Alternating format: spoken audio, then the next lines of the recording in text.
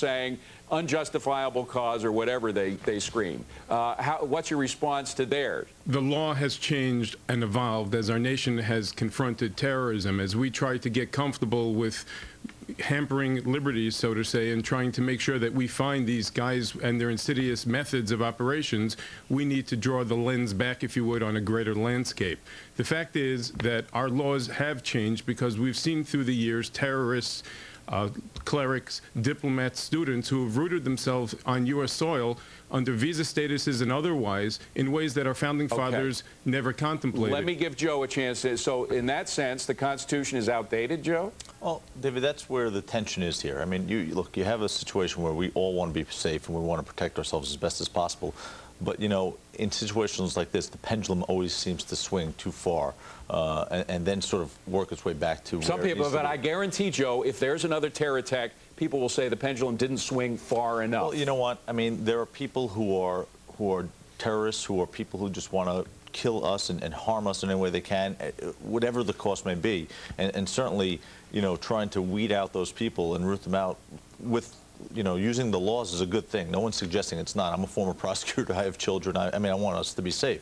On the other hand, you know, we don't want to do away with our Constitution. Because, you know, it's cliche, but people will say, then they've won. Right. You know, if we give up our freedom, you know, we've sort of lost what it is that we're fighting for. But, Mike, if there is another blast, as I said to Joe, you and I know that the question won't be we didn't do enough.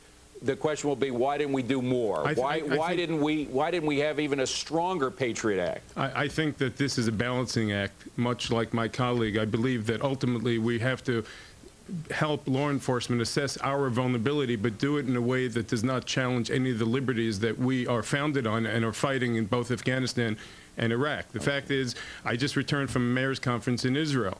That's a society that has lived under the rubric of terrorism and does it with the proper calibration of both individual rights and getting these guys. Yeah, it is possible. Mayor Michael Wilds, good to see you, Mayor. Pleasure. Joseph Tacopina, good to see you as well. Coming up, the Amber Alert System undergoing a nerve-wracking test as children disappear in 3 states, all in the space of just a few days. Where and who? We'll get the answers coming up right here on Fox.